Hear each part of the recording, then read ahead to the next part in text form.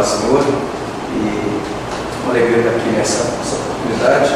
O curso Bacharel em Teologia do Sexo, correspondência à distância.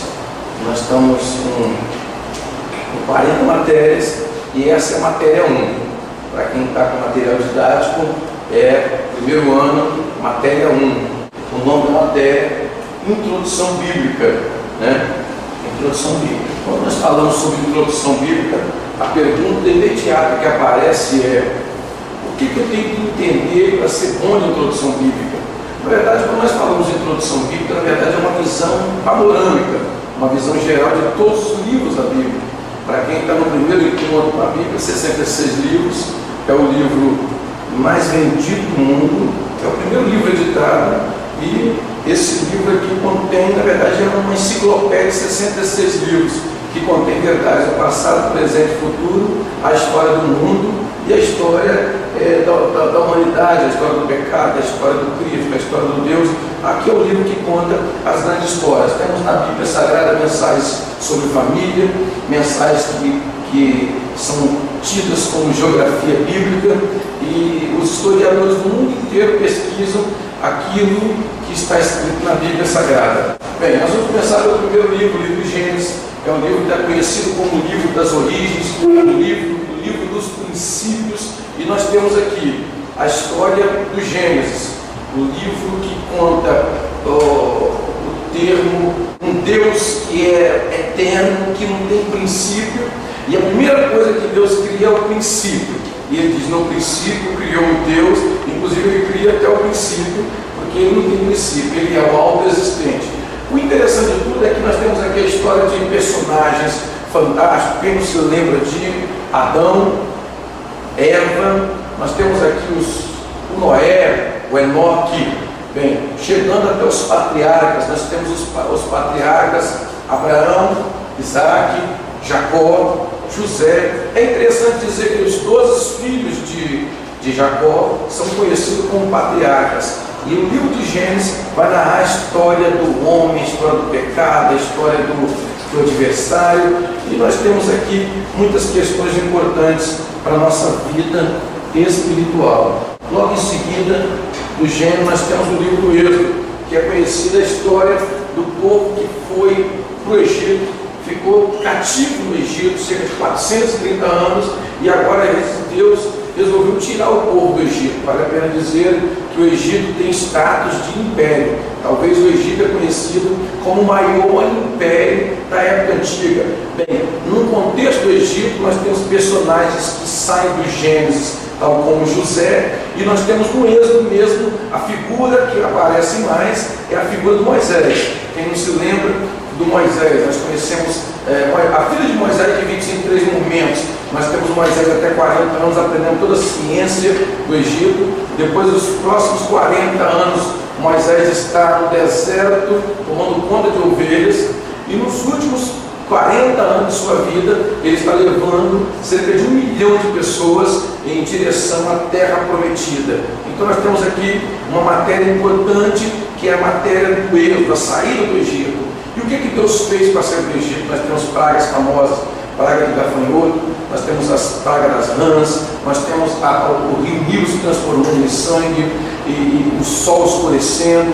Nós temos uma série, a morte dos primogênitos, e nós temos um contexto. Todo mundo vai lembrar do livro do Êxodo através da figura da abertura do Mar Vermelho. É importante. Logo em seguida do Êxodo, nós temos o livro de Levítico, e lá no meio do deserto, nesses 40 anos de deserto, Deus resolveu se adorar. No livro do Êxodo, Deus manda Moisés construir o que nós conhecemos como tabernáculo. Mas no livro de Levítico vai mostrar como é que tinha que ser o culto. Um culto com santidade. O povo tinha que adorar no deserto. É bem fácil adorar depois de receber grandes conquistas. Até quem está fora consegue adorar. Mas quando nós falamos sobre adorar no deserto, adorar em terra seca, adorar em dias difíceis, essa é a verdadeira adoração. Adorando no deserto. Agora é claro que o padrão de Levítico é santidade, né? Foi dito pelo menos 80 vezes no livro de Levítico sobre santidade. Então o povo tinha que andar adorando e adorar com santidade. Tem muita gente que adora sem santidade. E agora a ordem expressa é adorando com santidade. Então nós temos aqui o livro de Levítico. Nós temos o livro de Números, que vai narrar as jornadas. 40 anos não são 40 minutos, nem 40 dias, nem 40 semanas. Aconteceu coisas tremendas. É bem verdade que nós temos cerca de 42 grandes jornadas, mas vai permear 7 grandes desertos. E é muito importante que durante esses 40 anos de jornada no deserto, teve gente reclamando por pão, teve gente reclamando por água, teve situação, afinal de contas, 40 anos no deserto. E aí Deus mostra que Ele é Deus, mostrando que Ele consegue sustentar uma multidão em pleno deserto. E a Bíblia diz que ninguém morreu de fome, ninguém morreu de sede, morreram às vezes de outras coisas, mas Deus segurou e Deus sustentou uma multidão que no censo de Moisés são 600.000 homens, fora as mulheres e fora as crianças. Quando nós falamos fora crianças, nós temos uma idade de 20 anos, que lá em Israel, quem tinha abaixo de 20 anos era chamado, não era contado no censo, ou nem no número das tribos. Então, de 20 anos para baixo não era contado, e as mulheres também não eram contadas. Então, já que tinha 600.000 homens, então juntando as mulheres, uma aproximação mais de 1 milhão de pessoas, aproximadamente. Vamos lá, nós temos aqui o livro de Deuteronômio. Tem pessoas que falam que Deuteronômio significa repetição da lei. Na verdade, não necessariamente seja repetição das leis. O livro de Deuteronômio, na verdade, ele tem uma característica nova, uma característica importante, que seria mais detalhes para vencer o processo. O povo estava no deserto e Deus começou a falar, Deus começou a ditar regras, e no finalzinho da história, Moisés volta refazendo, porém melhorando didaticamente, mostrando mais detalhes, mostrando uma progressão maior, e por certo, o nome do Senhor foi glorificado através do livro de Deuteronômio. Nós temos aqui também o livro de Josué. Josué, na verdade, foi aquele que conseguiu vencer 40 anos de deserto sem reclamar. É bem verdade que a Bíblia diz que Josué e Caleb conseguiram vencer sem murmurar, sem reclamar. A Bíblia diz que Josué e Caleb houve outro espírito, e a Bíblia diz que Josué foi preparado pelo Moisés em pleno deserto. Então, sendo preparado no deserto para uma grande obra. Então, em dias que Deus permite deserto, é importante entender como é que é ser preparado no deserto para uma grande obra. No livro de Josué nós temos conquistas, a conquista, a entrada na terra prometida, a conquista, a promessa que Deus fez a Abraão, Isaac e Jacó, virou conquista na época de Josué. Então quem conseguiu pisar na promessa que Deus fez a Abraão, Isaac e Jacó foi Josué. Agora nós temos também as conquistas, porque Josué, como um grande comandante de guerra, ele começou a conquistar o território, e pela primeira vez o povo de Deus foi chamado de reino nos dias de Josué, que ele conquistava, edificava uma fortaleza sobre as montanhas e continuava conquistando, edificando fortalezas. Então acredito que nos dias de Josué as conquistas foram feitas. Agora é importante aprender. Eu quero aprender a fazer conquista e as conquistas. Livro de Josué. Para Josué fazer conquista tinha que ter revista. Para Josué fazer conquista, teve que aprender o segredo da Páscoa. Para Josué fazer conquista, eles tiveram que se purificar, né? Abandonar os deuses estranhos. E as conquistas eram importantes, eram grandes batalhas, e é muito importante. Nós temos aqui no finalzinho, Josué não deixou sucessor, e uma vez que ele não deixou sucessor, quando Josué morre, Deus podia chamar os juízes. Agora vale a pena dizer que esses juízes, eles ficaram mencionados na Bíblia como um símbolo, um arquétipo de Jesus. Por quê? Porque o nome juiz, para nós, tem um significado aquele que bate martelo. Mas na história de Israel, o juiz era um libertador, era um reitor, era aquele que libertava o povo de um cativeiro. Então ele é um símbolo de Jesus, esse juiz. Aí nós temos juízes famosos, juízes que marcaram a história, a sua época. Quem não se lembra de Gideão, quem não se lembra de Jefté, Débora, Sansão. Nós temos homens aí, mulheres que marcaram a história. Acredita-se ser o último juiz, o que nós conhecemos como Samuel, que ele julgou o povo. Samuel conseguiu ser sacerdote, conseguiu ser juiz, e ele conseguiu ser conhecido como profeta. Então ele consegue fazer um grande negócio, na sua época, o avivamento dos dias de Samuel foi o avivamento que marcaram a história. Tão marcaram a história que nós temos aqui 2 livros adiante, primeiro e segundo livro de Samuel. Então marcou história, ficou um grande elemento nos dias de Josué. Nós temos o livro de Ruth, é um livro pequeno, porém um livro fantástico. Nós temos aqui uma moabita que entrou para a história do povo de Israel. Existem pessoas que acreditam que Deus não dava oportunidade de salvação para as outras nações. O engano é grande, porque Ruth era moabita e ela ficou, inclusive na lista do próprio Jesus, para ela. Nós temos também Raabe também. Então quando alguém fala assim, o Deus de vocês é um Deus exclusivista, e ele simplesmente condenou as demais nações, bem, aí você pode falar para a pessoa que está o livro de Ruth, que é o livro de Ruth, a prova que Deus chamou pessoas de outras nações. É claro, Deus faz o convite. Se as pessoas não aceitam o convite e morrem como perdidos, a culpa não é de Deus, o convite estava aberto. Então é importante. No livro de Ruth nós temos a história do povo de Israel que foi peregrinar na terra de Moab, na terra do inimigo. É um perigo, diz a Bíblia que eles foram peregrinar. No original, diz que eles saíram para ir voltar rápido, mas acabaram habitando. Então o pessoal que dá uma voltinha no mundo e acaba ficando por lá, é um perigo. Então acabou que tem pessoas que falam que aquele que não vem pelo amor, vem pela dor. O livro de Ruth mostra que saíram o pai, a mãe e 2 filhos de Belém, da terra de Israel, e foram para a terra do inimigo. E só voltou uma daquelas 4 pessoas, só voltou no inimigo. Então, claro que trouxe o Ruth junto, mas é importante dizer que tem gente que não vem pelo amor, não vem pela dor e vai aonde? Vai para a perdição. Então, é importante a gente ver que o mito muitas das vezes não resolve o negócio. O jargão é bonito, quem não vem pelo amor vem pela dor, mas não é funcional. Tem textos bíblicos que mostram, que provam que é coisa complicada. Então nós temos aqui também uma história que eu acho interessante sobre essa história de Ruth, porque saiu, na verdade, de lá da terra do inimigo, Ruth e órfã. Diz a Bíblia Sagrada que Ruth continuou e foi até a terra do povo de Deus. Órfã não. Órfã ela voltou no meio do caminho. Então tem pessoas que até começam a querer ir para a terra prometida, mas no meio do caminho a pessoa vira as costas e volta.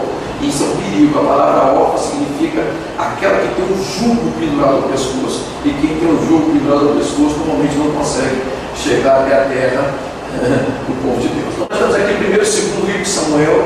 Vale a pena dizer o seguinte: no livro de 1º e 2º Samuel, nós temos a história de Samuel, que é uma história fantástica, que é uma patente da Bíblia Sagrada. Quem não conhece a história de Samuel, ele não pode dizer que conhece bem a Bíblia. Agora, através de Samuel aparecem reis escolhidos pelo povo e reis escolhidos por Deus. O povo queria um rei alto, forte, que estivesse na guerra, como os inimigos tinham seus reis na guerra.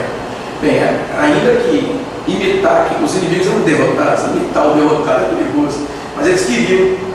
Então automaticamente Deus deu um pastor de jumentos, que é o Saul, e não deu outra. Bem, vale a pena. Tem pessoas que falam, depois de Saul vem Davi. Na verdade nós temos um reinado no meio aqui, de um filho de Saul chamado Isbosete. Isbosete não é Mefibosete, é Isbosete, que é um reinado entre Saul e Davi. Davi reinou algum tempo em Hebron, esperando para reinar em todo Israel, porque tinha um filho descendente de Saul reinando em Israel. Aí depois assume Davi. Davi é famoso, conhecido como aquele que é o homem segundo o coração de Deus. E ele tem uma história de conquistas, uma história de valentia. Ele enfrentou o urso, enfrentou o leão. Não foi uma vez só nem o urso, o leão. Quero dizer, sempre que um urso, sempre que um leão, não foi uma só oportunidade, foi várias vezes. Agora ele enfrenta o gigante Golias, e aí ele fica famoso por causa de Golias. Então nós temos aqui ele agora reinando, ele um adorador. Nós temos uma gama grande, mais de 50 salmos são creditados da Bíblia. Então nós temos um guerreiro, ungido e adorador, né? A mesma Bíblia que mostra os saltos de um homem, mostra também os seus baixos. A mesma Bíblia que mostra as grandezas de Davi, mostra as suas decadências, Uma das provas que a Bíblia é a palavra de Deus, que ela também não fica no chão. Ela mostra o lado bom, o lado da história. Então nós temos também o pecado de Davi, ou os pecados de Davi, e tudo bem mostrado registrados na Bíblia Sagrada. Bem, nós temos também, depois de Davi, nós temos a história de Salomão. A história de Salomão, o rei, e começa em Samuel alguma coisa, algum relato que tem a ver com Salomão. Então o livro de Samuel, na verdade, ele trata a história dos primeiros reis. Agora nós temos o primeiro e segundo livro dos reis, que trata a história dos grandes outros reis, que são reinados, que uma expressão menor no sentido, mas nós temos reinados, nós conhecemos como reino dividido, reino norte, reino sul. Nós temos os sulistas e os nortistas. Bem, vale a pena dizer o seguinte: nós temos Judá e Israel. Bem, na época em Israel, nós temos uma questão interessante, que para ser rei, tinha que ser da tribo de Judá. Para ser rei, tinha que ser da tribo de Judá. E então, já que dividiu, Israel virou dois, virou Israel e Judá. É claro que Judá mantinha um rei genuíno, um rei legítimo. Israel já tinha um rei ilegítimo, não era da descendente de Judá. Então o perigo, quando o reino é grande, na verdade o reino de Israel eram 10 tribos, e o reino de Judá 2 tribos. Acabou que depois houve uma mudançazinha para 3 tribos, porque a tribo de Levi acabou migrando para Judá. Agora, vale a pena dizer o seguinte: o reino era grande, mas era legítimo. Reino grande, porém legítimo. Tem profeta lá que o profeta era legítimo, mas o reino era legítimo. É um perigo hoje. Nós estamos trabalhando com a questão do reino ilegítimo. Não é que perde a batalha, só não é coroado. A Bíblia diz que aquele que milita ilegitimamente não é coroado. Nós temos hoje movimentos, movimentos aparecendo, igreja net, as pessoas não congregam, tudo pela net. Igrejas aí que apareceram do nada, ninguém sabe de onde apareceu, não tem liderança, não tem histórico, isso é perigoso também. Bem, outras coisas mais, o perigo da ilegitimidade. Então nós temos aqui o reino inteiro, que é o reino de Judá, e o reino dividido. Vale a pena dizer o seguinte: o reino inteiro que era legítimo foi para a Babilônia em cativeiro e voltaram depois de 70 anos. O reino legítimo que foi levado para a Síria, eles perderam a batalha. A Bíblia Sagrada que não voltou. O reino da Síria, os que foram levados a cativeiro morreram por lá. O que sobrou foi um grupo remanescente só para acabar com as tribos. Porém, infelizmente, perderam a batalha. No livro de Crônicas, nós temos a história dos reis. Veja bem, no livro de Reis, simplesmente o relato é olhando do ponto de vista meio que político. No livro de Crônicas, nós temos um relato ponto de vista um pouco diferente, um ângulo, mas vai contar a história dos mesmos reis. Agora vale a pena dizer que nós temos reis aqui e adoradores. Nós temos uma grande parte do livro de Crônicas narrando a história de Asaf, na história de Jedutum, que é conhecido também como Etã, que são os adoradores, são os levitas do tempo antigo, homens que provocaram um grande avivamento. Veja bem, muitas das vezes o avivamento não precisa vir pelo rei. De repente o avivamento vem pelos adoradores. De repente o avivamento não vem pelos adoradores, vem pelos profetas. De repente o avivamento pode vir de uma classe X. Então muitas das vezes as pessoas falam assim: o avivamento tem que vir da liderança maior da igreja, o pastor, o quadro obreiro. Às vezes pode vir dos adoradores, da nada da igreja, do povo do dia a dia, do povo que carrega peso. Que quando a gente fala de vida, não é só os cantores, o povo que carrega peso. Então às vezes o povão está avivado, às vezes a liderança está bem fraquinha, mas o povão está em pleno avivamento. Isso é bíblico, é legítimo. Então nós temos um avivamento através dos adoradores, e muitas das vezes nós temos um avivamento através dos profetas. O profeta é o responsável pelo avivamento. Isso é muito importante. Bem, quando chega no livro de Êxodo, nós temos a edificação de quem voltou da Babilônia. Vale a pena dizer isso aí. Quem tira o pé da Babilônia consegue ter um avivamento. Então eu tenho que ter coragem de rachar para a Babilônia, abandonar a Babilônia. Babilônia significa mundanismo, Babilônia significa pecado, Babilônia significa apostasia, abandono da fé. Eu gosto de Êxodo porque esse homem ele colocou no seu coração conhecer, depois praticar, para depois ensinar a Bíblia. E nos dias de Êxodo, a Bíblia diz que ele ensinava na aula, que era 6 da manhã, e até o meio-dia. Então já pensou de 6 da manhã até meio-dia, 6 horas de estudo bíblico.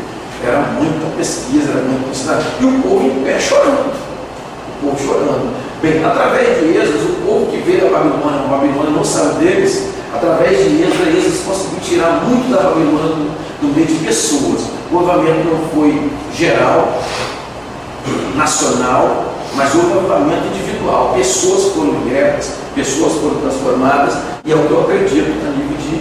Bem, nós temos aqui o livro de Neemias, as portas e muros. Tem muita gente que fala que Neemias é o profeta dos muros. Vale a pena colocar no plural, muros, por quê? Porque era um muro pelo lado de dentro e um muro pelo lado de fora. Então a pessoa que tinha que tapar a brecha, tapava a brecha pelo lado de dentro e tapava a brecha pelo lado de fora. Ele não tinha que tapar as brechas só pelo lado de dentro, nem só pelo lado de fora. Existem igrejas hoje que falam, Deus só quer por dentro, outros, Deus só quer por fora. Engana-se os dois que falam só, a palavra só é perigosa. Deus quer um muro e escuro, espírito, alma e corpo. Aí funciona bem. Isso tem um peso muito grande. Agora, eu particularmente gosto quando a Bíblia fala das portas, que é pouco mencionado. Nós temos aí portas fantásticas. Por exemplo, nós temos a porta do monturo, que era uma porta do lixo. Todo o lixo só saía por aquela porta. A porta do monturo. Bem, uma vez que aquelas portas tinham sido destruídas, o lixo ficava dentro de Israel, ou dentro de Jerusalém.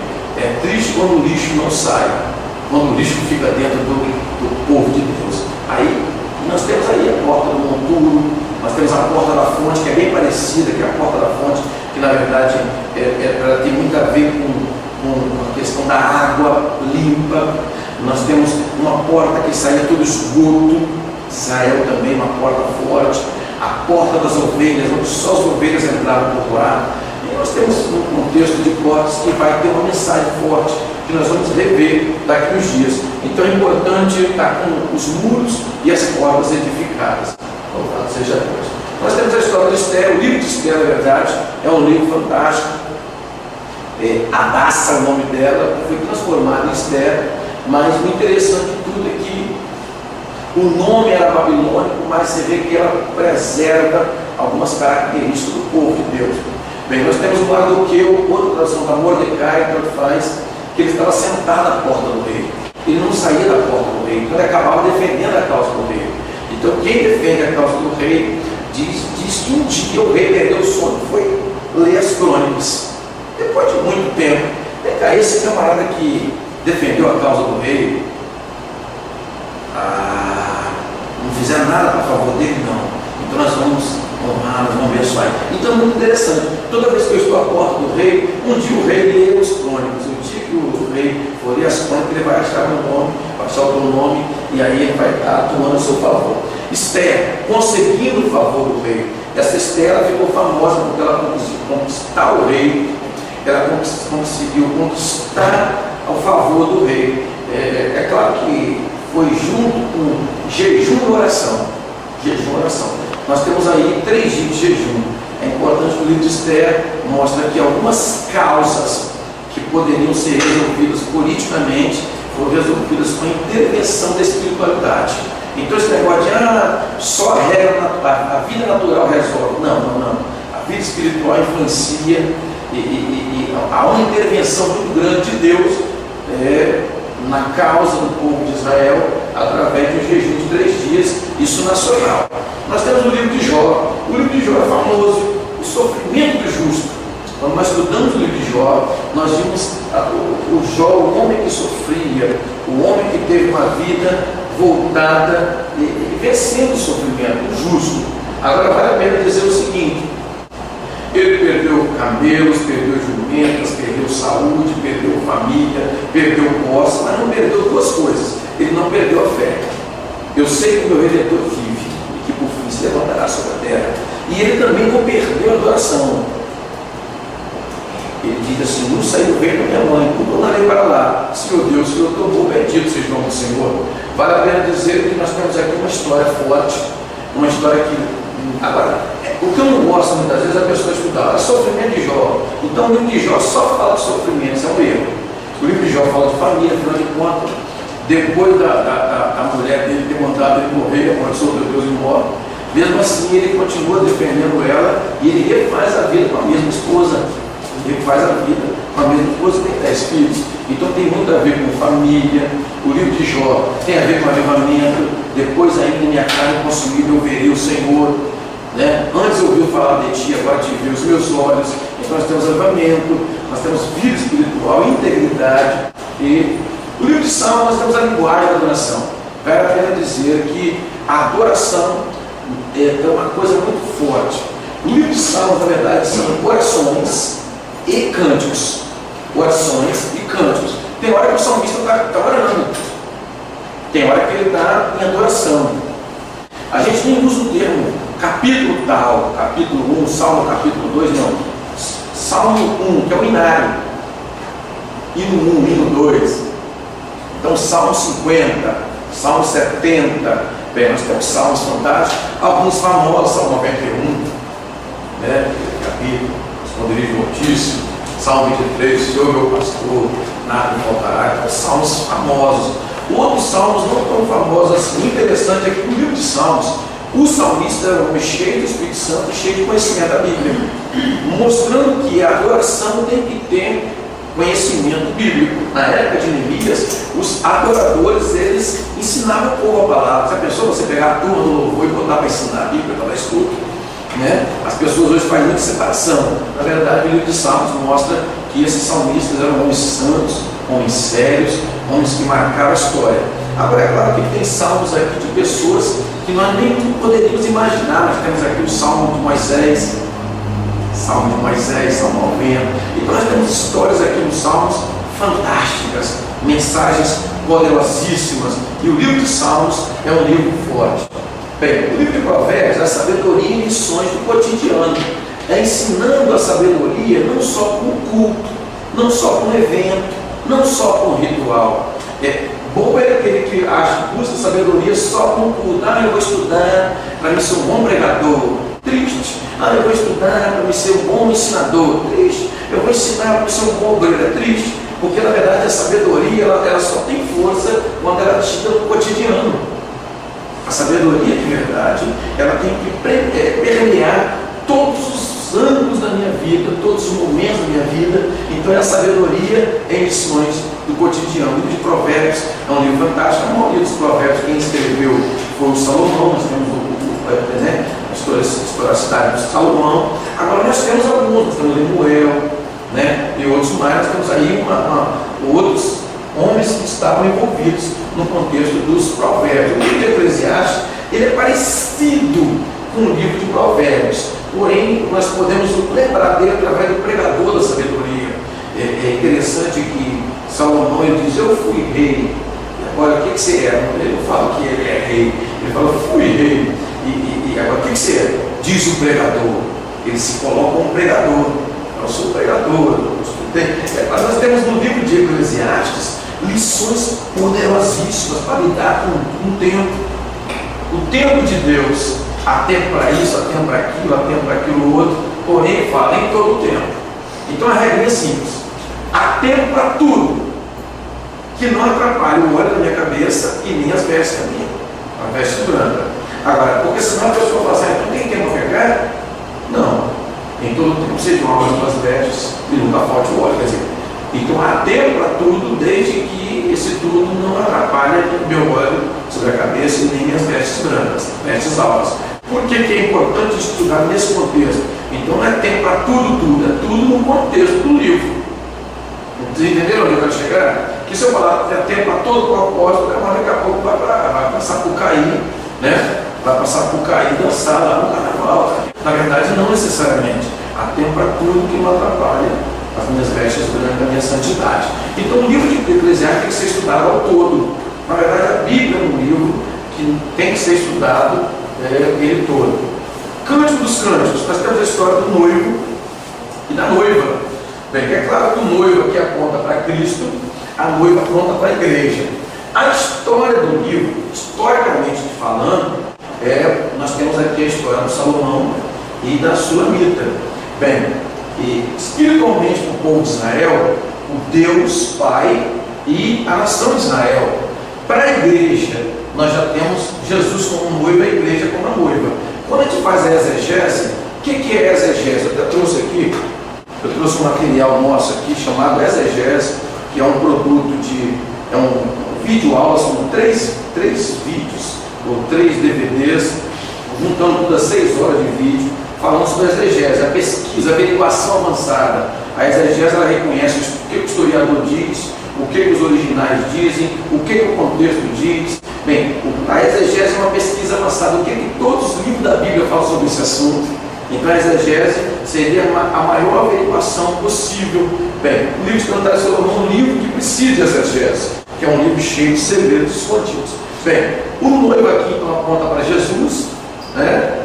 E a noiva é a igreja. Por isso que a igreja tem que estar ansiosa pelo arrebatamento. A Bíblia chama a vinda de Jesus para buscar a sua igreja de eles chamam os acontecimentos após a igreja ser levada ao céu, as bodas do Cordeiro.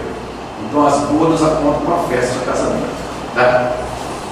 No livro de Isaías, nós temos um profeta messiânico. O livro de Isaías é conhecido como a mini bíblica. 66 livros, né? Ou melhor, 66 capítulos, que apontam para 66 livros da Bíblia. O profeta Isaías, ele conhece, ele vai declarar em muitas passagens o Messias, Jesus como o Messias. Isaías viu Jesus como o conselheiro maravilhoso, Deus forte, Pai da eternidade, Príncipe da paz, o Emanuel, e uma infinidade de textos vai ser mencionado. Lá no Mateus vai narrar muita coisa que Isaías aqui diz. Jeremias, o homem que viu a invasão da Babilônia. Alguns conhecem como profeta chorão.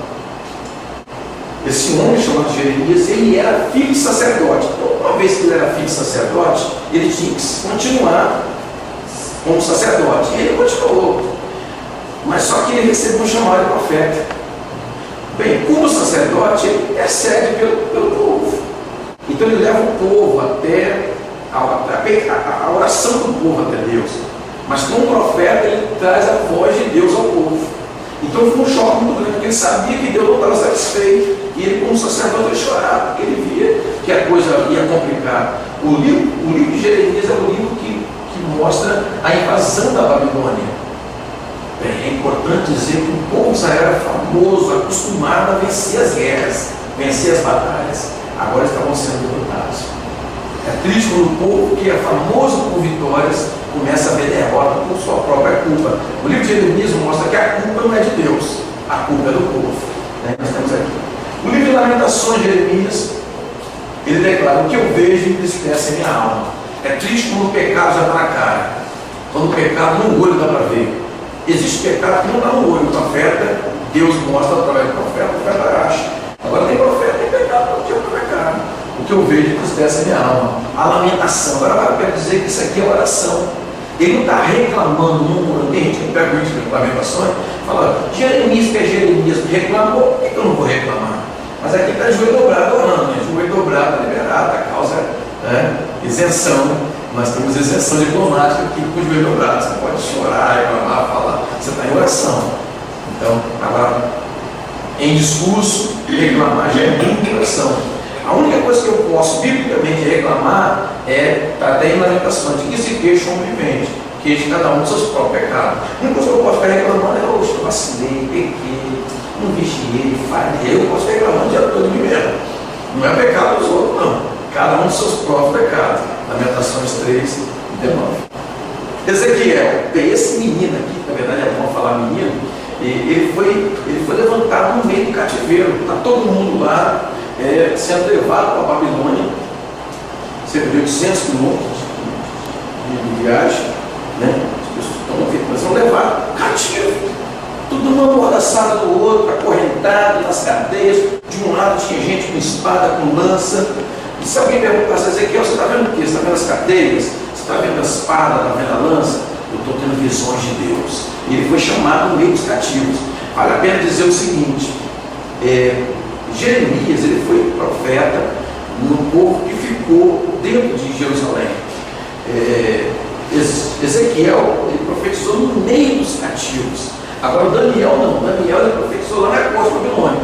Então o que Deus cercou? Deus cercou. Quem não foi embora em cativeiro babilônico, sobrou algumas pessoas, bem, um grupo pequeno. Jeremias estava profetizando. No meio dos cativeiros, do cativo, Ezequiel. E lá na costa babilônica, Daniel. Então Deus cercou. Deus cercou. Deus sempre vai ter gente séria no meio. Deus sempre vai ter remanescente. Vai estar todo mundo corrompido. Deus vai ter sempre uma reserva. Deus vai ter sempre um remanescente. Daniel tem um avivamento de 70 anos. Ele garoto, cerca de 16, 17 anos, a Bíblia não narra com detalhes, mas era um jovem. Ele tinha um pleno avivamento. 70 anos depois, ele estava cheio de avivamento. Então nós temos um avivamento que durou 70 anos. É triste quando hoje nós estamos vivendo uma época de avivamento igual a missão de computador. Né? Avivamento 2013 está pegando fogo, 2014. Aqui vem agora pegar leve. Em 2001 era fogo puro. 2002, puro fogo. 2003 era uma bênção. 2004 uma prensa. Entendeu? 2005 gritava glória. 2006 só grita gol. 2007 cara no pó. 2008 pó na cara. Nós estamos com uma geração complicada. Jesus é tudo. No outro ano eu sou tudo. No outro ano os artistas são tudo. No outro ano os jogadores são tudo. É uma loucura. É uma loucura. Nós estamos vendo na época. Daniel não. Ele tinha constância. Eu acho interessante. Vamos lá, o livro de Oséias. O livro de Oséias narra a história de um casamento que não deu basicamente certo.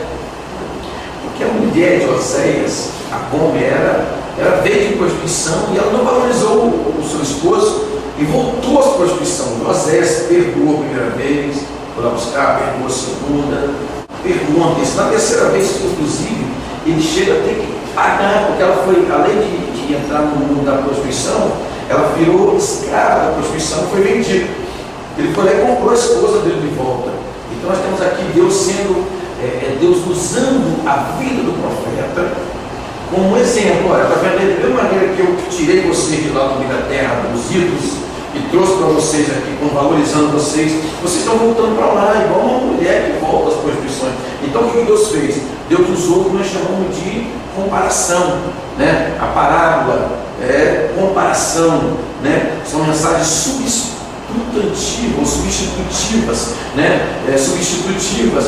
Então Osés virou um arquétipo, um exemplo, uma figura, uma sombra. E nós temos na Bíblia Sagrada uma mensagem de sombras. Deus trabalha a sombra. Tanto que a igreja é chamada como tribo. O que é tribo? Uma sombra. A igreja é chamada como as virgens, as noivas. O que é isso? Uma sombra. Então nós temos várias sombras de Deus. Deus é tido como um varão de guerra, né? Deus aparece em Isaías como um flecheiro.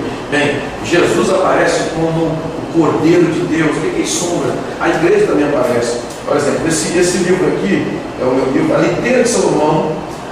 Nós temos aqui uma história, uma sombra escondida na pessoa de Salomão, a pessoa de Jesus.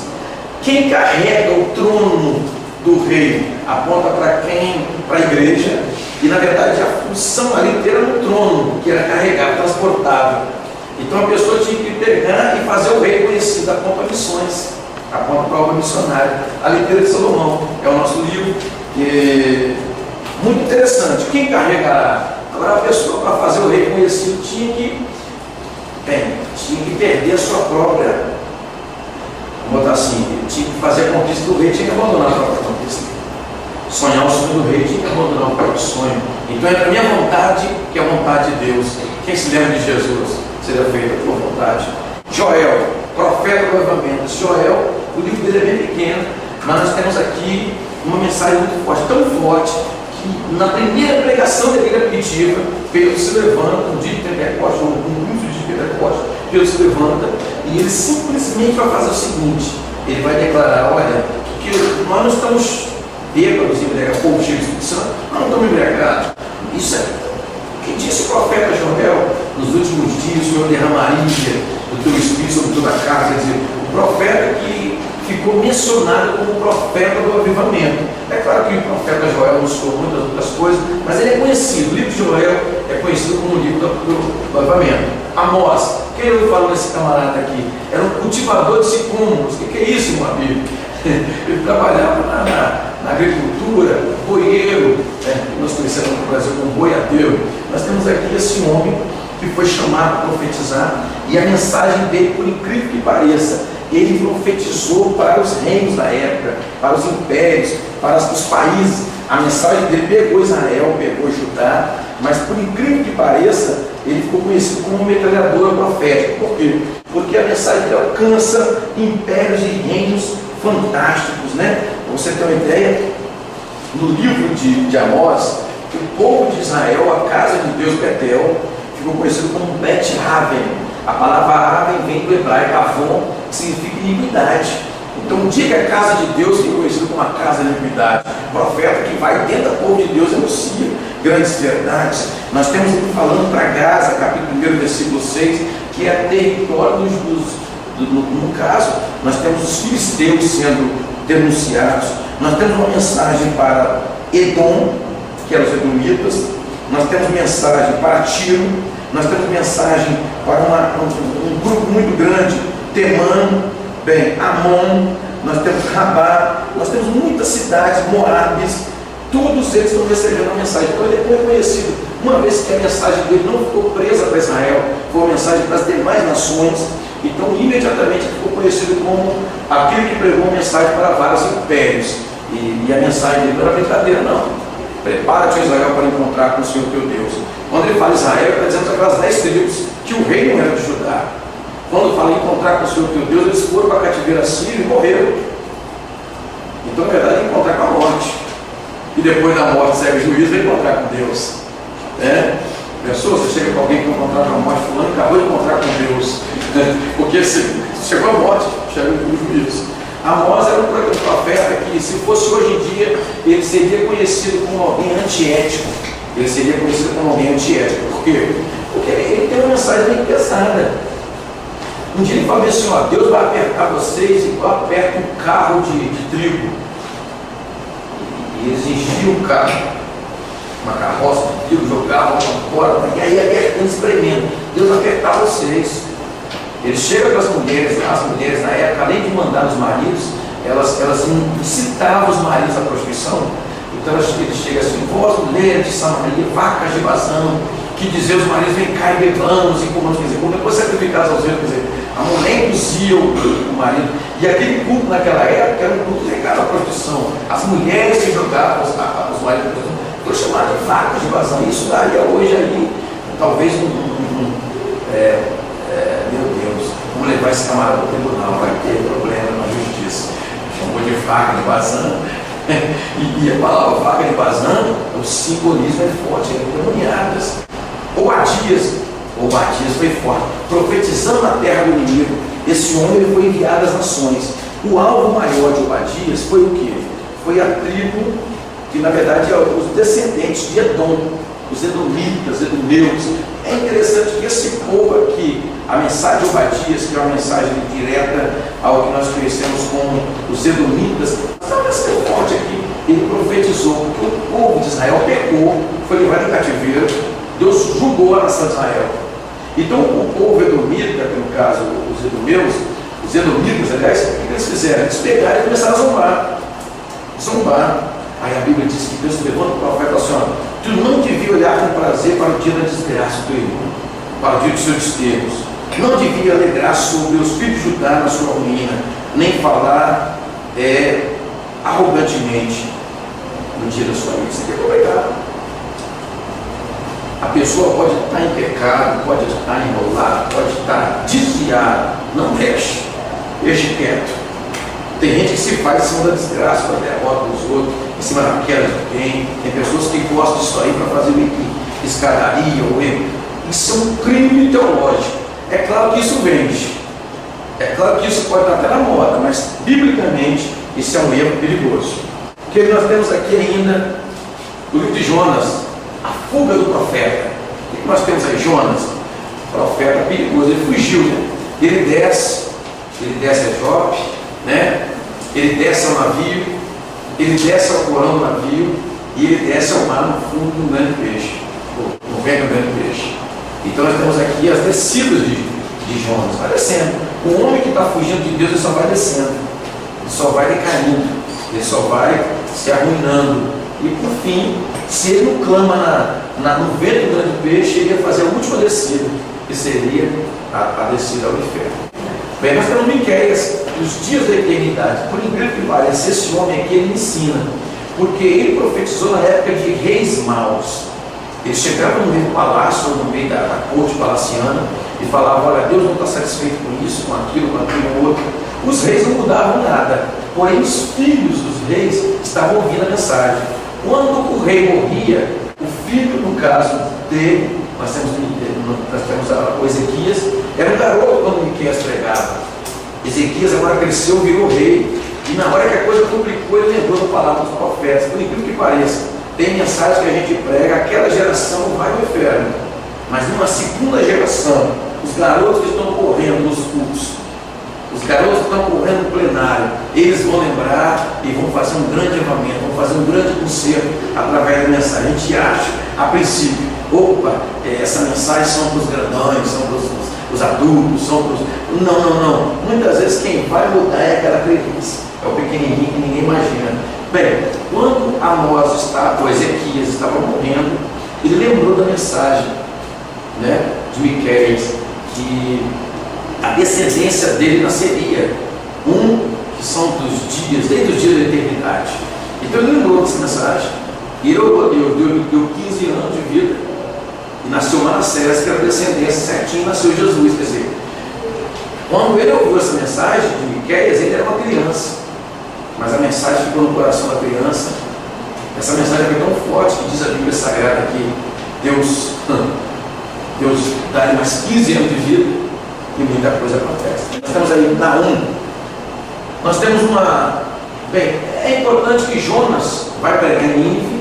Nínive é perdoada porque se arrepende, 120 mil homens se arrependem. 149 anos depois o povo volta ao pecado. Deus, uma vez que tinha dado a chance através do profeta Jonas, Deus manda Naum dizer que vai ser destruído e pronto. Então Naum ele já chegou só para fazer o fechamento da história. A história começa com Jonas. Quem lê direto Naum, poxa, Deus não deu nenhuma chance. Mas na verdade a história não começou em Naum, a história começou em Jonas. Nínive foi destruído nos dias de Naum. Naum foi o profeta que anunciou que Deus iria resolver o mundo. O profeta Abacuque talvez seja um pioneiro na obra dos profetas no contexto da Babilônia. Existem profetas que profetizaram antes do cativeiro, outros que profetizaram dentro do cativeiro e outros que profetizaram pós-cativeiro. Então, cativeiro, Babilônia, nós temos profetas no meio dos cativos, né? Antes dos cativos, dentro dos cativos e após o cativeiro. Então nós temos aqui o que? Abacuque, ele profetizou muito antes do cativeiro. Ele teve uma visão dos caldeus tentando tomar conta de Israel. Ele ficou sobrado, ele falou: pai. E pior que foi uma sentença. Ele falou assim: se eu ouvi tua palavra, no original está, ouvi tua sentença, como quem diz, eu ouvi o martelo bater. Deus se manifesta como um juiz, num tribunal, ouvi tua sentença, cativeiro babilônico, temi. Senhor, eu sei que eles vão para cativeiro, mas aviva, Senhor, a obra. E no meio dos anos, depois do povo ir embora com cativeiro, tem como o Senhor fazer um avivamento depois? Então ele começa a falar sobre o meio da história. Então, interessante, o profeta Abacuque, ele foi antes de Jeremias, né? Antes desses sons aí, quer dizer, antes do cativeiro, no meio do cativeiro, profetizou quem? Ezequiel, profetizou Daniel. Bem, nós temos pessoas que profetizaram dentro do cativeiro e outras que profetizaram após o cativeiro. Ageu, né? Malaquias, Zacarias, outras pessoas mais. Abacuque, Sofonias, o grande dia do Senhor, a chave da mensagem de Sofonias, ele anuncia sobre o dia do Senhor. Bem, tem pessoas que brincam como se Deus não fosse julgar nem condenar, mas nós temos uma história do fim. Em Gênesis, Deus implanta o fim através do dilúvio, né? Quem não se lembra do fim de Sodoma e Gomorra, o fim dos devassos, o fim dos profanos, dos imorais? Bem, Deus sempre está interessado em fazer o fim de Faraó, o fim do exército, né? O fim daqueles que brincavam com fogo estranho. Nós temos o fim de Datã, abriu-se a terra, né? Datã, Coré, Abirão, o fim de Coré, abriu a terra e engoliu a família de Coré. Então é muito interessante, nós temos o fim. Então nós temos um livro de Sofonias, Deus falando sobre o fim. Deus provou várias vezes que Deus é um Deus que gosta de botar ponto final. Então agora a Sofonia está dizendo: ó, o dia do Senhor está vindo. É um dia muito sério, muito terrível o dia do Senhor. quantas nações aí tiveram o seu fim, né? A própria cidade de Nínive, o fim de Nínive, o fim da Babilônia, naquela mesma noite, o dia que Daniel leu o que Deus escreveu na parede, Mene, Mene, Tekel, Facim, contado, pesado, dividido, entregue, naquela mesma noite, que a Babilônia, quer dizer, o fim da Babilônia, então Deus tem o seu fim. Ainda alguns não acreditam que Deus tem um fim. Hoje nós vamos dar a volta de Cristo. Tem pessoas que zombam. Jesus está voltando, não, mas quando Jesus, quem morre, é como se Jesus estivesse voltando para ele vai encontrar com o Senhor. Então é interessante. Grande dia do Senhor. Ageu, uma mensagem para quem saiu da Babilônia. O povo sai da Babilônia e volta com medo do seu território. Mas aí Ageu chega lá, vem cá, vocês estão agarrados nas suas próprias casas, estão valorizando as coisas. Vocês não estão andando na casa de Deus, não nas palavras de Deus, não. Então Ageu foi um camarada que ele avivou o povo, o nome Ageu significa festivo, e ele valorizou a vida espiritual e falou uma mensagem muito forte. Agora é claro que Ageu falou sobre o templo, falou sobre a obra, mas ele chega a ver, Ageu foi o homem que viu a glória da última casa. A última casa, ele viu a glória da Nova Jerusalém. No texto nenhum, de Bíblia nenhuma, para a segunda casa, está sempre a última casa. Ageu viu a última casa, que seria a Nova Jerusalém, a cidade do povo, que vai ser a qualquer momento levado ao céu. Ageu, o profeta forte. Zacarias, o profeta que viu o fim, ele vai falar sobre o Zacarias, ele vai falar sobre o arrebatamento. Zacarias fala sobre o milênio. Zacarias fala sobre o juízo final, julgamento das nações. Zacarias é um profeta que nós poderíamos comparar ele e o Daniel com o profeta do Apocalipse que nós temos no Novo Testamento. Ele conseguiu ver coisas que ninguém viu na sua época. É um livro um pouco mais difícil de entender, porque ele consegue ver coisas que vão acontecer ainda, não estão acontecendo, nem aconteceram no passado, vão acontecer. E o livro de Malaquias, Jesus aparece como o sol da justiça. Malaquias, ele vai falar sobre várias questões. Dentre essas questões, Malaquias fala que Deus é o Deus de divórcio, Malaquias fala sobre o dízimo, Malaquias fala sobre o sol da justiça, e Malaquias fala sobre o povo que valoriza o Senhor, que Deus vai fazer dele uma nação particular, povo peculiar, né? Eu pouparei como poupa um pai como o próprio filho. Deus se manifesta em Malaquias como um pai, como um rei. Mateus, nós temos agora o Novo Testamento, bem, introdução bíblica, já foi. Mateus, nós temos aqui o Evangelho para os judeus. Mateus ele foca uma mensagem para os judeus. Então, quando você estuda o livro de Mateus, muitas das vezes a mensagem tem a ver com o povo judeu. Quem não estuda nada sobre a lei dos judeus e vai no livro de Mateus, fica meio que perdido, ou pelo menos achando coisa que não é bem aquilo. Então, o livro de Mateus, por que Mateus ficou logo no final do Antigo Testamento do Novo? Para provar que o Novo Testamento é uma continuação do Antigo.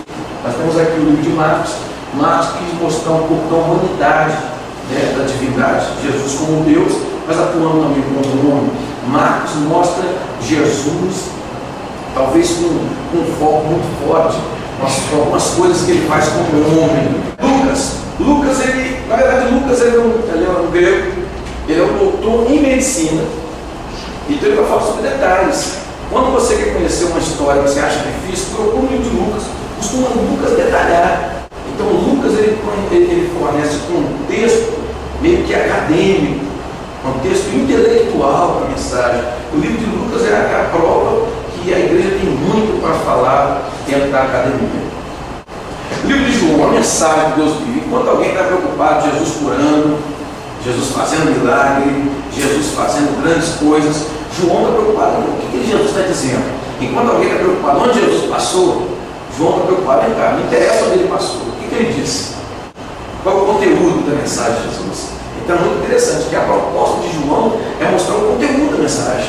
Como ele disse, por isso que no livro de João nós vamos encontrar mensagens que não vamos encontrar em lugar nenhum. Lugar nenhum. O livro de Atos Apóstolos, nós temos a igreja primitiva, a igreja todos juntos, em cada alma havia temor, todos os dias no templo, era o seu coração, multidões que criam, perseveravam nos teus apóstolos, na comunhão, no partir de pão. Então, você pensou todos os dias do Espírito Santo? Todos eram unânimes, pensou todo mundo unânime, um pensamento, uma só causa. Nós vamos orar só para um motivo só, a igreja primitiva.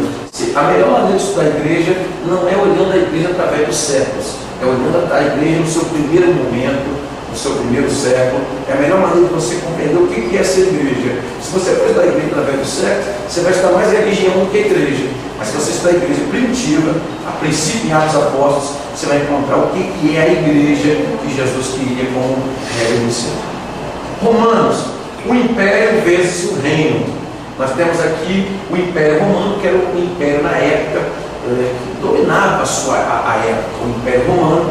O Império Romano implantou um idioma só, que era na verdade foi implantado na época dos gregos, mas ficou nos dias de Romano do grego.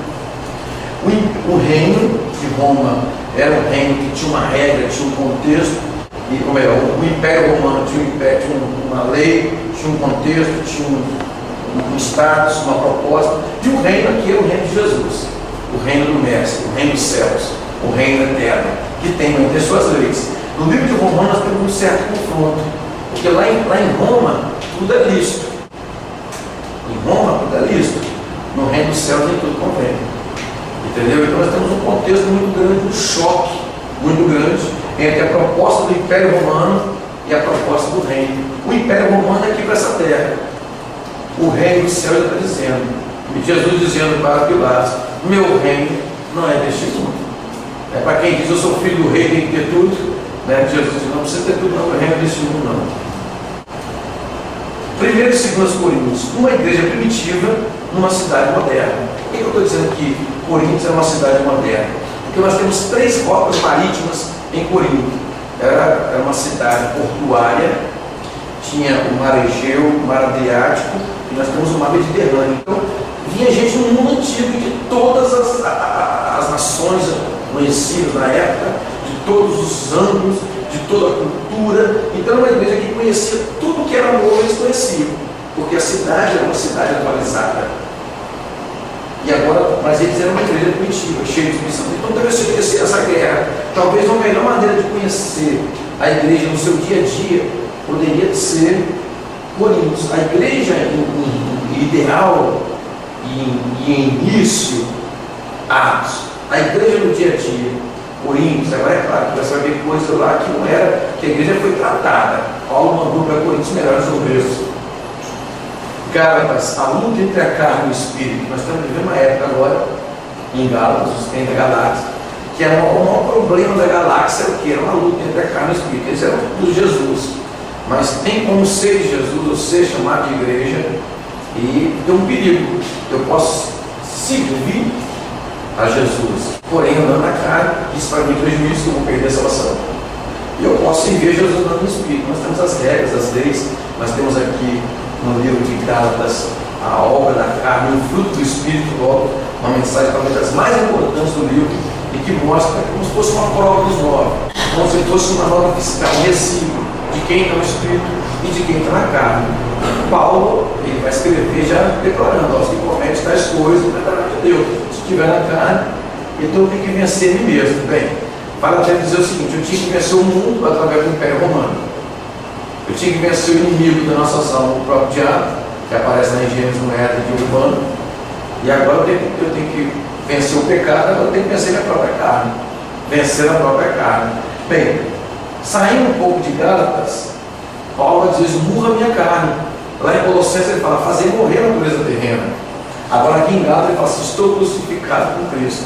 Não vivo eu, Cristo vive em mim. Efésios, nós temos o livro seguinte, o livro de Efésios, a Bíblia vai dizer que eu tenho que estar de pé. O homem pecado é um homem caído, é um homem assentado, é um homem deitado, mas um homem que ele está com Jesus, ele está de pé. Mas não adianta só estar de pé. O livro de Éfeso, no caso, a cidade de Éfeso, recebeu o livro de Efésios, que é o que nós conhecemos como vede como andais. Olha que interessante a proposta, né? Eu tenho que andar como? Qual é o padrão de quem tem que andar com o Senhor? Então nós temos aqui, capítulo 2, versículo 3.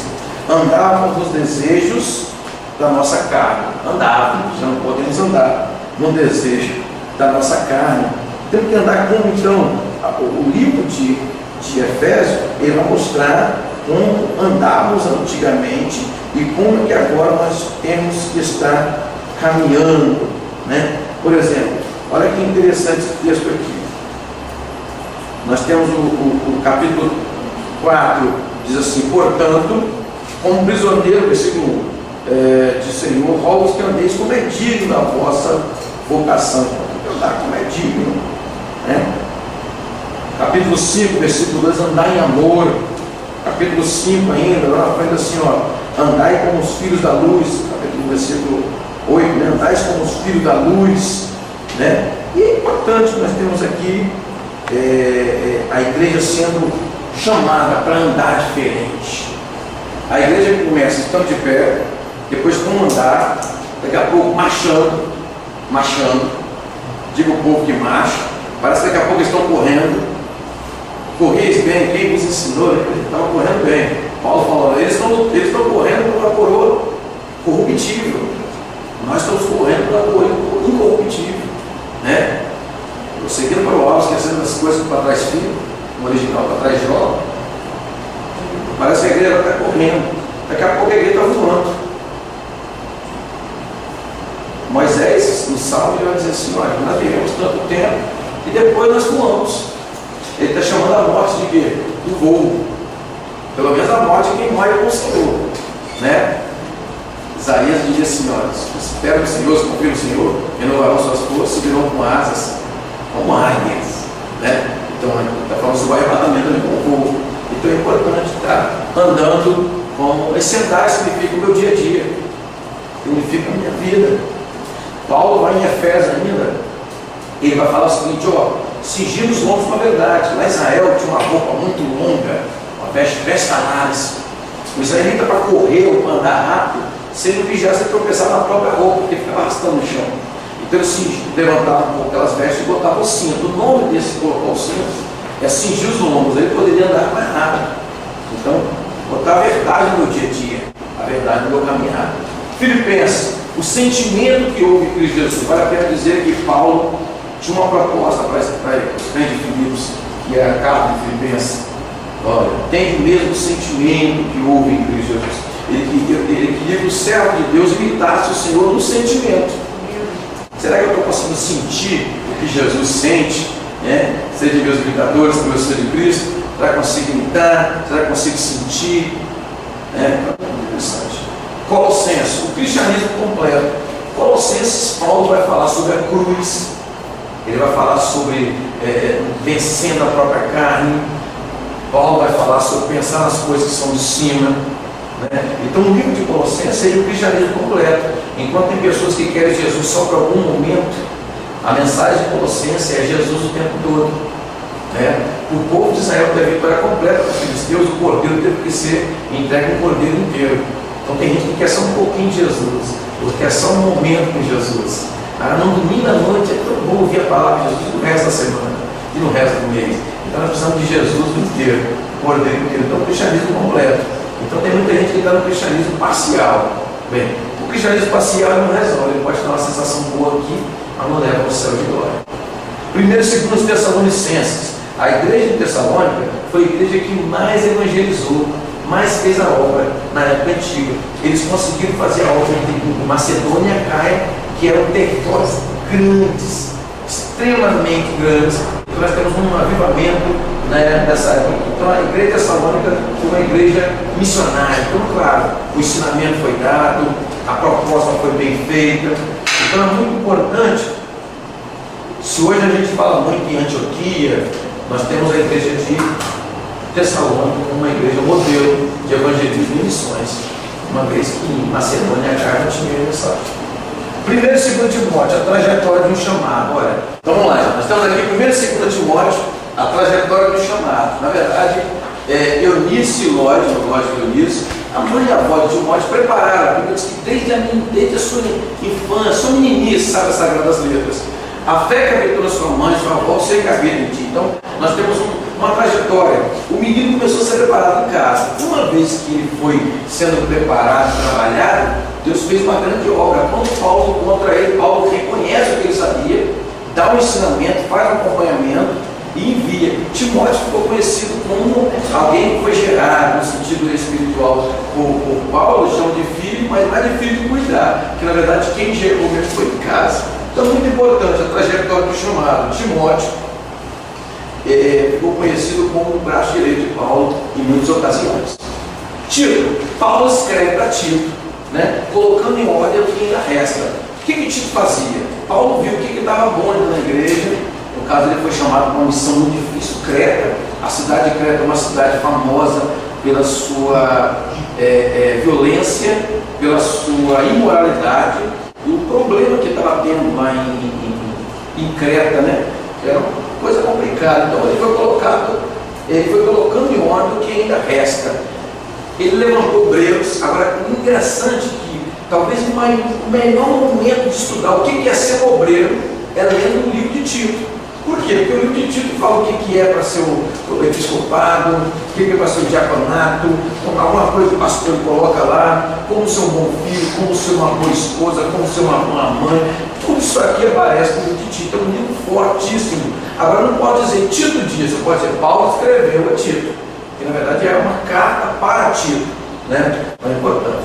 Filemão é uma das cartas interessantíssimas, porque nós temos aqui no livro de Filemão uma carta pequena, nós nem falamos capítulo, que é um capítulo só, na verdade, quando a gente fala versículo tal, Filemão tal. Então nós temos aqui o Filemão, a carta de um homem chamado Onésimo, que é escravo. Paulo ganhou tanto Filemão quanto Onésimo para Jesus, só que Paulo estava preso e Onésimo junto, preso com Paulo. Compunham nas prisões, o Onésimo foi. Só que o Onésimo era um escravo, tinha feito algum delito e estava preso. Filemão agora recebe uma carta do Paulo: olha, o camarada comprou a pena e eu mandei para você. Eu queria conservar ele comigo, que agora é muito útil. Quem? O Onésimo, esse escravo, eu quero que você receba como a mim mesmo.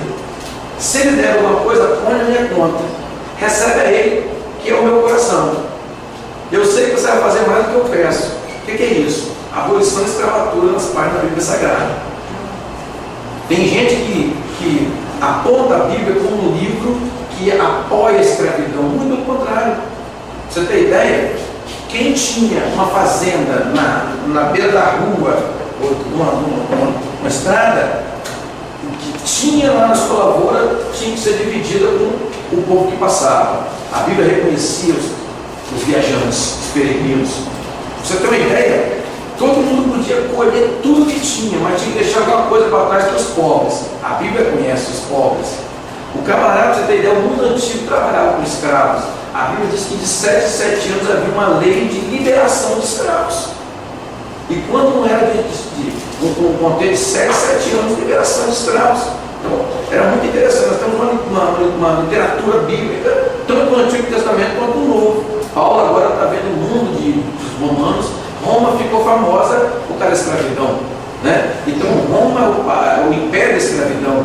Paulo agora está mandando uma carta: olha, pega o teu escravo e trata como a mim mesmo, agora você vai tratar como irmão. Se ele te está devendo uma coisa, põe na minha conta, quer dizer, eu pago, se for o caso, se você quiser que eu pago, eu resolvo isso. E receba como a mim mesmo. Agora, o nome do escravo era Onésimo. A palavra Onésimo significa útil. Ele antes foi inútil, agora é muito útil a mim e a ti. Então Paulo brinca com o nome dele. Então botei aqui: útil ou muito útil, né? Ou inútil ou muito útil. Hebreus, as sombras do Antigo Testamento. O livro de Hebreus, ele é um livro importantíssimo. Não tem autor, para quem vai fazer o trabalho de casa, não tem autor, porque o trabalho a pessoa tem que botar o nome do livro, o nome do autor, tem que botar no trabalho o versículo-chave do texto, do livro. Hebreus vai botar: Jesus Cristo é o mesmo ontem, hoje, eternamente, é um texto famoso. Bem, e tem que colocar para quem foi escrito, né? No caso, para a igreja primitiva. Mas qual é o autor? O autor não tem autor certo. Bem, Tiago. Agora, deixa eu voltar aqui no livro de Hebreus. O livro de Hebreus é um livro tão forte porque ele pega a história do Êxodo, de Levítico, de Deuteronômio, e ele mostra que aquilo que está escrito lá pode ser interpretado de maneira melhor. Sombras, tipos, figuras, mensagens substitutivas, tudo isso é muito legal, tá? E nós temos aqui Tiago, a maturidade cristã. Tiago fala sobre a verdadeira sabedoria, a sabedoria que vem do alto. Ele fala sobre uma sabedoria que é terrena, animal, diabólica. Ele fala sobre domar a língua, vencer a língua. Ele fala sobre não fazer acepção, saber lidar com as causas. Ele chega a falar sobre o perigo de valorizar pessoas pelas suas posses. Bem, nós temos aqui o Tiago falando sobre maturidade cristã. É um livro fantástico. É um livro que nós vamos encontrar aqui, um livro que choca. Ele fala assim, ó, a verdadeira religião para Deus é essa. Existe, quando ele fala verdadeira, ele está partindo do princípio, pressupondo que existe falsa. Quando ele fala, os verdadeiros adoradores de João, está dizendo, existe falsos adoradores. A verdadeira religião, está dizendo, existe falsa religião. Então, o Tiago, ele fala que religiosidade não resolve. Tem que ter uma verdadeira religiosidade, que no caso, ele vai mostrar, guardar-se incontaminado com o mundo e visitar as suas formas, o mundo das suas necessidades. Quando nós falamos necessidade, o livro de Tiago é literalmente preocupado com o sofrimento. A igreja aparece preocupada com o sofrimento. Bem, nesse material aqui nós temos um DVD duplo, a doutrina do sofrimento. O que tem de sofrimento? Aqui nós estamos falando de Gênesis e Apocalipse, como o sofrimento aparece, como lidar com o sofrimento, como vencer o sofrimento, como transformar o sofrimento em emoção. Quando o sofrimento, Deus está me mostrando o meu pecado, eu preciso dar um jeito de aprender que esse sofrimento pode ser também pecado. E nós temos aqui de Gênesis e Apocalipse material. É um DVD duplo que vai tratar livro por livro, assunto por assunto, como é o sofrimento. Tem coisas aqui que me ensinam a sofrer menos, ou pelo menos resolver essa questão de maneira melhor. Vamos lidar. 1 e 2 Pedro, a mensagem dos falsos mestres. É muito engraçado que tem pessoas que falam assim, mas Pedro era indouto. Indouto é uma coisa, analfabeto é outra. As pessoas não falam que Pedro é indouto, Pedro e João é indouto. Aí fala assim, Pedro não sabia nem escrever, não sabia nem ler. Não, loucura, porque o israelita até 12 anos era obrigado a aprender a estudar. Quanto mais fosse masculino. Então, quando fala em douto, significa que não tinha doutorado. E não era só ele, era a grande maioria, tipo, um grupo bem insignificante a nível de, né? Os doutores da lei. Né? Então, interessante. Mas Pedro ficou 3 anos e meio estudando com Jesus, de manhã, de tarde e de noite. Dá um bom diploma, hein? Então agora ele vai a mensagem aos falsos mestres. Pedro vai falar sobre os últimos dias, como é que tem que ser os padrões para a salvação. Eu tenho um material adjacente aqui nas listas do pecado. Nós temos Pedro botando uma lista sobre o que é pecado e que dá inferno, uma lista de muitos pecados. Pedro é forte nessa questão. Então é uma mensagem para os falsos mestres que facilitam. Pedro vai dar uma mensagem muito forte. Na verdade, primeira epístola e segunda epístola de Pedro. Por isso nós usamos epístola, primeira Pedro, segunda Pedro. Não é certo falar primeiro Pedro, nem segundo Pedro, porque não é primeiro livro, é primeira epístola. Tá? Ainda que está num grupo de livros, mas é chamado de carta.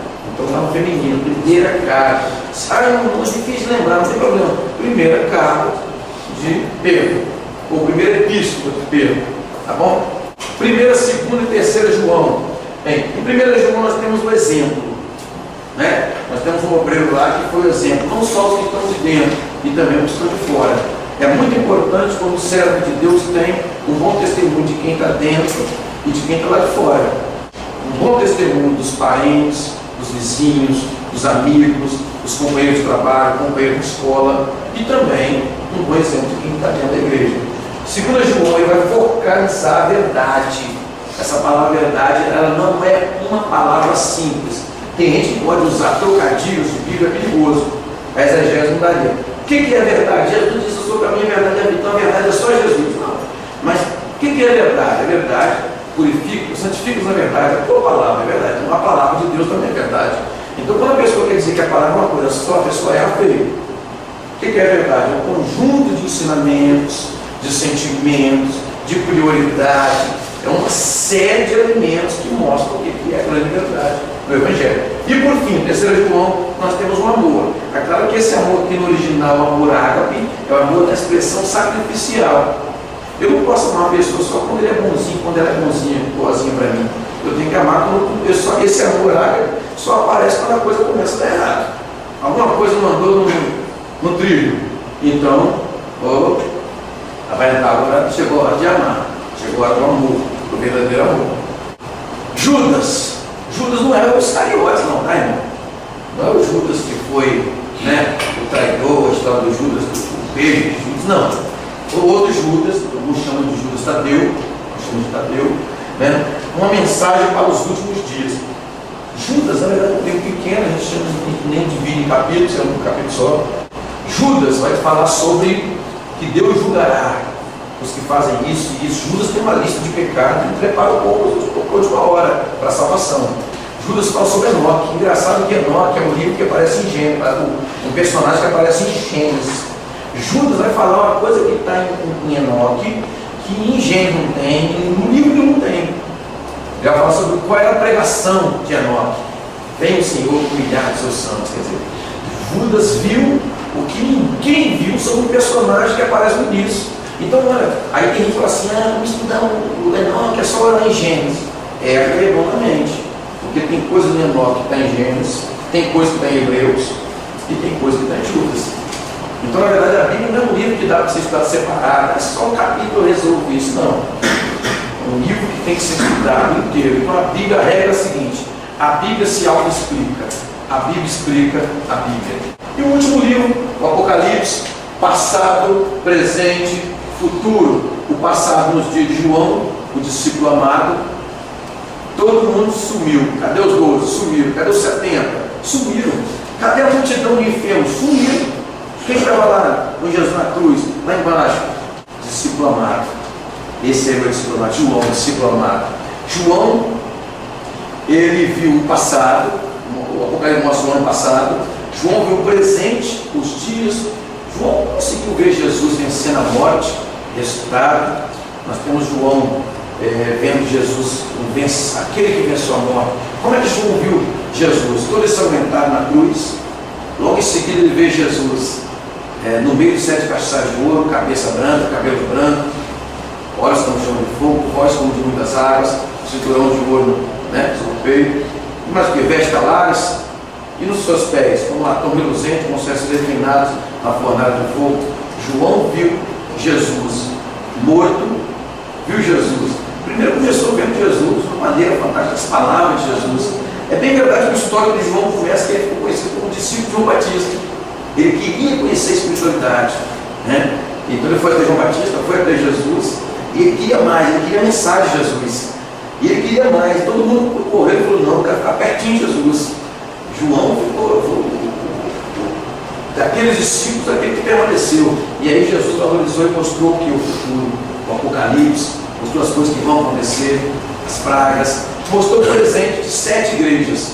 Daquelas 7 igrejas nós temos pelo menos 12 tipos de crente. Uma pesquisa mais avançada vai chegar um pouquinho mais de 12. Mas daqueles 12 tipos de crente, só 3 grupos vão dar conta desse céu. Então, não basta só estar na igreja. Tem que viver a igreja, respirar a igreja, saber quais são os valores da igreja. Porque você vê aqui nos 7 igrejas, 12 tipos de crente, e só 3 grupos vão conseguir. Então é muito importante a gente não ficar só satisfeito. Estou na igreja, preciso servir melhor. João talvez seja o melhor exemplo disso. Ele procurou João Batista, o melhor movimento daquela época. Afinal de contas, a única igreja que tinha céus abertos era aquela. Tinha a voz do Pai dizendo, esse é o meu filho amado. O Espírito Santo tinha liberdade para trabalhar como se fosse uma pomba. Então a igreja saduceus não tinha voz, a igreja dos fariseus não tinha voz, os herodianos também não tinham voz, mas lá no João Batista tinha. Jesus não foi batizado. Tem gente que fala assim, Jesus não reconheceu a igreja nenhuma, estudou pouco. Jesus foi batizar sim, reconheceu, mas reconheceu o quê? O pregador do deserto, a mensagem do Batista, o homem que pregava sobre arrependimento. Jesus reconhece quem valoriza o arrependimento. Que Deus nos abençoe de maneira expressiva. Como é que é o nome dessa matéria aqui? Na verdade, essa matéria é a introdução bíblica. Os irmãos estão fazendo trabalhos, 66 livros, começando por Gênesis. Você vai escrever manuscritamente, quiser a mão, a caneta, o autor do livro. Gênesis, o nome do livro, tá? O autor, Moisés. Qual o versículo-chave? Porém, amizade de tia mulher.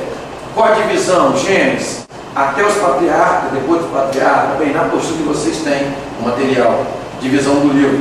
Qual o significado do livro? Origem, né? Criação, quer dizer o nome, no caso.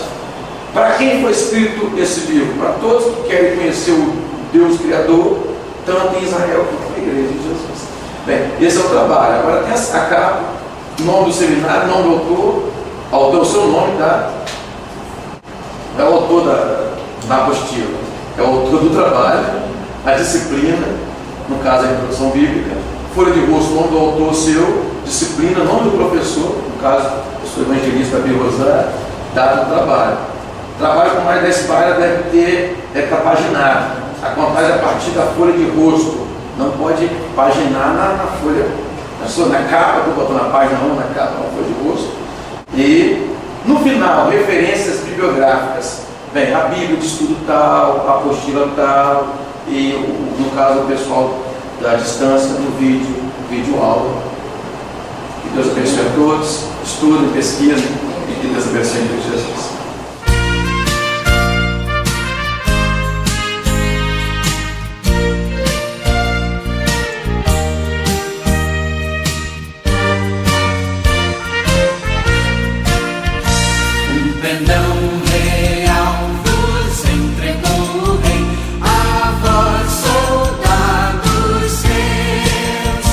Corajosos